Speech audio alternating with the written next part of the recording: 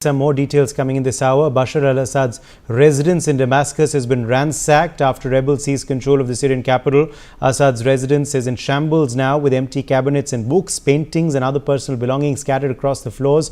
That's not all. People have taken away the Assad's family's belongings, and several others can be seen posing with smiles and peace signs where Assad once lived. Adit Kothari, founder Indic Society, is joining us live. Adit Kothari, dramatic visuals coming in from Damascus. Assad's residence has been ransacked, belongings have been looted. What do you make of these pictures coming in from the place where the ruler of Syria once lived?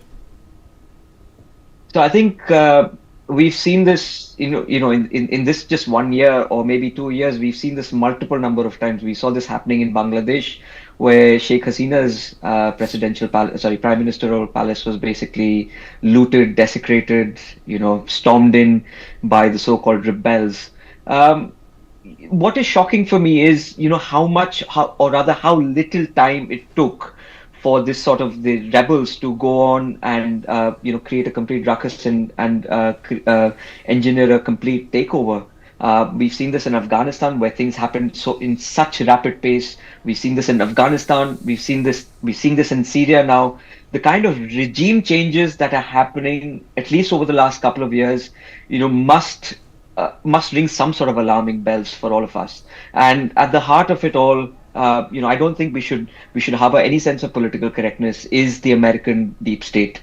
The American deep state needs to be called out, because ultimately they are creating Frankensteins.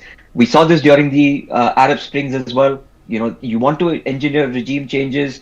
You want to say that, we want to propel democracy. We want to encourage liberalism, etc., etc. But who are you actually handing the powers to?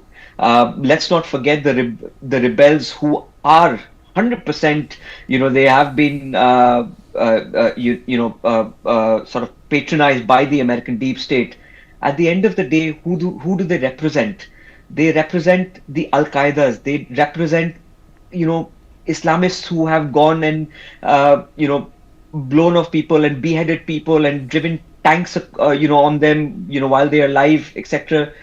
So, to see the French president or the American president come out and say, yeah, we've won, and, we are now going to establish a new regime where peace and tranquility is going to be established in Syria, that is all hogwash at the end of the day.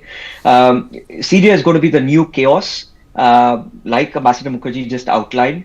And this may well be sort of a crisis which will not be easy to sort of bottle up in the coming years. Uday. Okay, let me quickly, in fact, take that across to some more developments as well coming in now, a day after rebels